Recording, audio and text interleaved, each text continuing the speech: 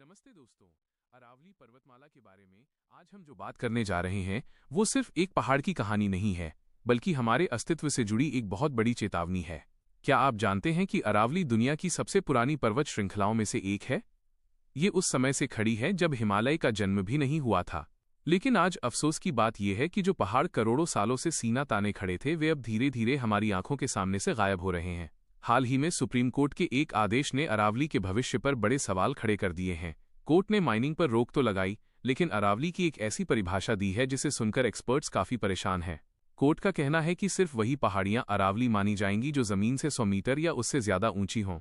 अब समस्या ये है कि इस एक छोटी सी शर्त की वजह से दिल्ली एनसीआर की करीब 90 से 95% पहाड़ियां लीगल प्रोटेक्शन से बाहर हो सकती हैं। सोचकर देखिए, ये अरावली ही है जो राजस्थान जैसे सूखे राज्य की प्यास बुझाती है और हमारे दिल्ली एनसीआर के लिए फेफड़ों का काम करती है। ये थार रेगिस्तान को आगे बढ़ने से रोकती है और हमें भयंकर सर्दियों से बचाती है। यहां तक कि हमारा राष्ट्रपति भवन भी इसी अरावली की पहाड़ियों पर बसा है। लेकिन पिछले कुछ दशकों में इंसानी लालच ने इसे बुरी तरह नोचना शुरू कर दिया है। फॉरेस्ट सर्वे की रिपोर्ट कहती है कि अरावली में 3000 से ज्यादा जगहों पर अवैध खनन चल रहा है। माइनिंग माफिया इतने बेखौफ हो गए हैं कि वे डायनामाइट का इस्तेमाल करके पूरे के पूरे पहाड़ उड़ा रहे हैं।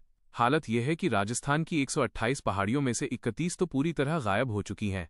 ये सिर्फ पर्यावरण का नुकसान नहीं है, बल्कि ये हमारी आने वाली पीढ़ियों के लिए एक बहुत बड़ा खतरा है। जब पहाड़ ही नहीं रहेंगे तो जमीन के नीचे का पानी कैसे बचेगा और हरियाली कैसे रहेगी? सरकारें भले ही माइनिंग से करोड़ों की रॉयल्टी कमा लें, लेकिन प्रकृति की इस तबाही की भरपाई कोई भी पैसा नहीं कर पाएगा। हमें समझना होगा कि विकास जरूरी है, लेकिन पर्यावरण की कीमत पर नहीं।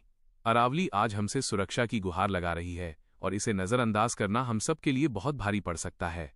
अगर आपको लगता है कि इस मुद्दे पर बात होना जरूरी है, तो इस जानकारी को और लोगों तक पहुंचाएं। ऐसे ही और गंभीर विषयों को समझने के लिए हमारे साथ जुड़े रहें और चैनल को सब्सक्राइब जरूर करें। मिलते हैं अगले वीडियो में, तब तक के लिए अपना ख्याल रखें।